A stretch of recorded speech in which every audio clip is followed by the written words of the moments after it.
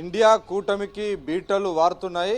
India కూటమిలో ప్రధానంగా ఉన్నటువంటి డిఎంకేతో కాంగ్రెస్ పార్టీ రామ్ చెప్పినట్టుగా మనకు స్పష్టంగా కనపడుతుంది. సో డిఎంకేతో కాదని టీవీకేతో కలిసి ఈరోజు ప్రభుత్వ ఏర్పాటుకు కాంగ్రెస్ పార్టీ సై అన్నది. ఈరోజు కాంగ్రెస్ పార్టీకి సంబంధించిన 5 మంది ఎమ్మెల్యేలు టీవీకే అధినేత విజయ్ను కలిశారు. ఆయనకు పుష్పగుచ్చం ఇచ్చారు. ఆయనతో కలిసి ఇప్పుడు రాజ్భవన్ కూడా వెళ్తున్నట్టుగా తెలిసింది. సో మొత్తానికి గవర్నర్కు కాంగ్రెస్ పార్టీ ఎమ్మెల్యేలు మద్దతు లేక కూడా అందించబోతున్నటువంటి పరిస్థితి. సో మొత్తానికి టీవీకేతో కలిసి ప్రభుత్వ ఏర్పాటులో ఉండాలని కాంగ్రెస్ పార్టీ నిర్ణయం తీసుకుంది.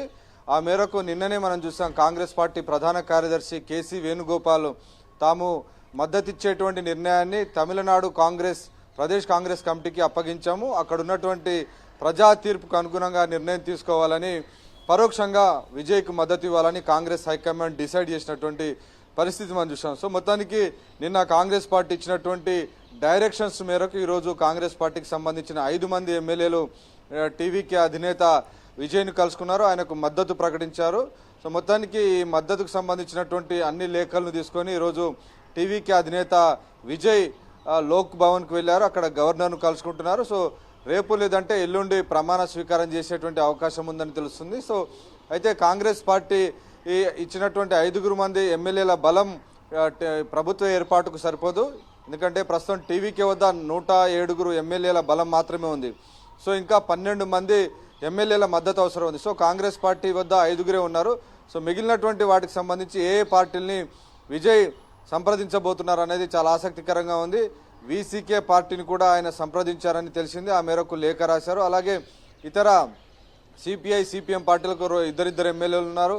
సో అలాగే ఏఎంఎంకేకు 1 ఎమ్మెల్యే ఉన్నారు. సో ఇలా దాదాపు 8 చిన్న చితక పార్టీలు ఉన్నాయి, సింగిల్ డిజిట్ వచ్చినటువంటి పార్టీలు. సో ఈ పార్టీల బలం దాదాపు 20 వరకు ఉంది.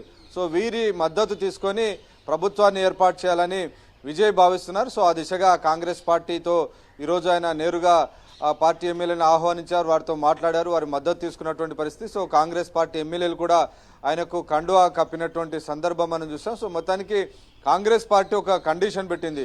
సో మతతత్వ శక్తులను ప్రభుత్వంలో చేర్చుకోవద్దు అనేటువంటి కండిషన్ పెట్టారు. సో ఆ కండిషన్ మేరకే తాము మద్దతు ఇస్తామని ప్రకటించారు. సో ఆ నేపథ్యంలో విజయ్ కూడా దానికి అంగీకరించినట్టు తెలిసింది. సో ఇద్దరు కూడా పరస్పర అంగీకారంతో ఈరోజు ప్రభుత్వ ఏర్పాటు దిశగా ముందుకు వెళ్తున్నారు. సో నిజానికి విజయ్ తన పార్టీ ప్రారంభ సభలోనే తన పార్టీ సెక్యులర్ వాల్యూస్కు పూర్తి ప్రయారిటీ ఇస్తుందని, ఆ మేరకు ఖచ్చితంగా సెక్యులర్ ప్రోగ్రెసివ్ ఫోర్సెస్తోనే తమ ప్రయాణం ఉంటుందని ఇప్పటికీ ఆయన ప్రకటించారు. సో ఆ దిశలోనే ఆయన ముందుకు వెళ్తున్నారు. సో ఇక్కడ కీలకమైనటువంటి అంశం కాంగ్రెస్ పార్టీ డిఎంకేని విడిచిపెట్టడం అనేది ఇక్కడ ఉన్నటువంటి ఎపిసోడ్లో చాలా ఇంపార్టెంట్ ఆస్పెక్ట్. నిజానికి స్టాలిన్ ఓడిపోయినప్పటికీ ఆయనతోనే కలిసి ప్రయాణించాలని అక్కడ ఉన్నటువంటి తమిళనాడులో ఉన్నటువంటి ముస్లిం లీగ్ పార్టీ కానీ ఇతర పార్టీలన్నీ కూడా స్టాలిన్తో కలిసి ప్రయాణం చేయాలని ఆ పార్టీలన్నీ భావిస్తే, కాంగ్రెస్ పార్టీ మాత్రం స్టాలిన్కు బాయ్ చెప్పింది. టీవీకే అధినేత విజయ్తో జట్టు కట్టడానికి సిద్ధమైనటువంటి పరిస్థితి. సో ఈ రకంగా ఇండియా కూటమిలో ఉన్నటువంటి ప్రధాన భాగస్వామి అయినటువంటి స్టాలిన్తో ఈరోజు కాంగ్రెస్ పార్టీ విడిపోయినట్లయింది. అయితే నిజానికి ఇది రాష్ట్ర స్థాయిలోనే ఉందా, ఈ చీలిక జాతీయ స్థాయిలో కూడా ఇదే తరహాలో కాంగ్రెస్ పార్టీ డిఎంకేతో తెగదెంపులు చేసుకుంటున్నా అన్నది మనం వేచి చూడాల్సి ఉంది.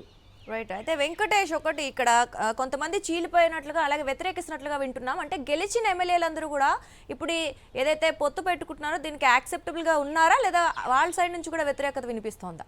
సో ఆ ఎమ్మెల్యేలు నిజానికి చాలా కాంగ్రెస్ ఎమ్మెల్యేలందరూ కూడా ఊవిల్లూరుతున్నారు ప్రభుత్వంలో చేరాలని. నిజానికి స్టాలిన్ ప్రభుత్వంలో చేరాలని కాంగ్రెస్ పార్టీ మొదట్లోనే ప్రయత్నం చేసింది, కానీ స్టాలిన్ దానికి ఒప్పుకోలే, అధికారంలో భాగం ఇవ్వడానికి వాళ్ళు ఒప్పుకోలే. సో ఈసారి స్టాలిన్ మాత్రం తనకు అవసరమైనటువంటి మెజారిటీ లేదు కాబట్టి ఖచ్చితంగా కాంగ్రెస్ పార్టీని కూడా అందులో ప్రభుత్వంలో భాగస్వామ్యం చేయక తప్పని పరిస్థితి నెలకొంది.